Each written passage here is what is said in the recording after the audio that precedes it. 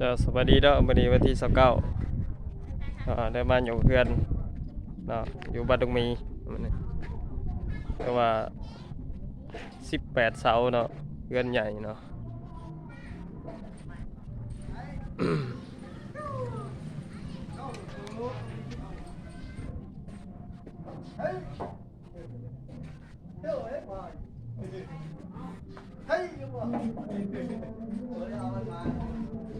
เราจะมาแ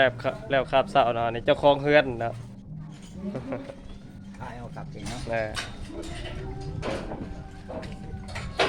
ตามทีมงานนะ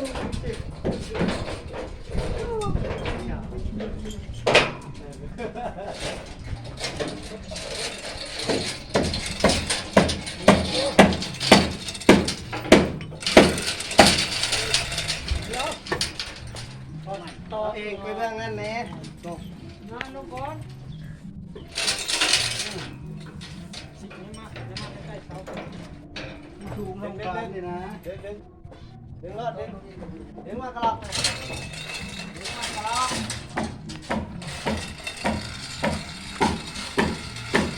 เพื่อนหลังใหญ่เนาะใหญ่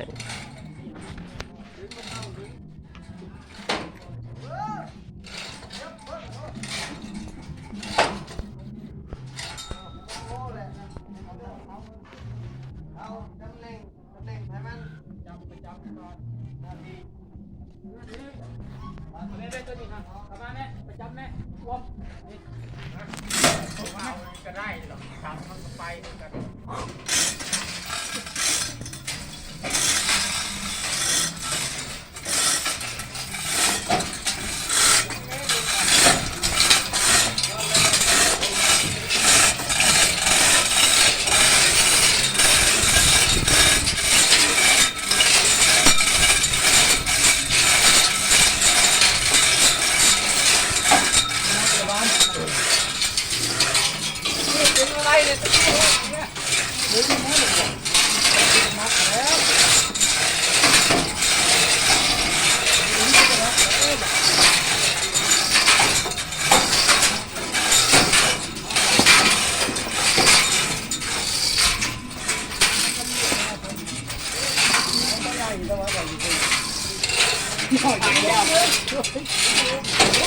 ตัวใหม่สิ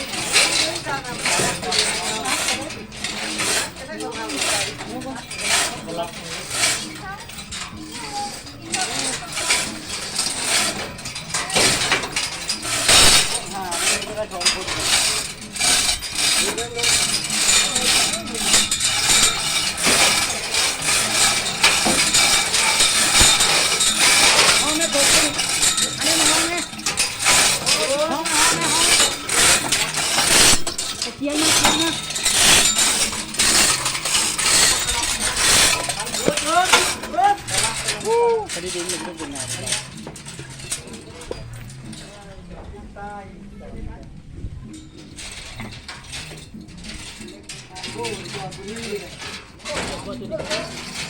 เล็กมันอันนั้นเล็กมันบางเล็กก็เดี๋ยวมันมีความรักกันอยู่เล็กมันบางมันจะเล่นมากตางงับมือกล้อง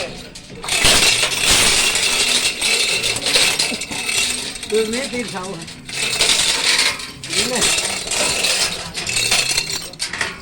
รับพุทธนะก้อนยกพุทธว่าประจำกับประจำหักหรือหาต้นบกปะ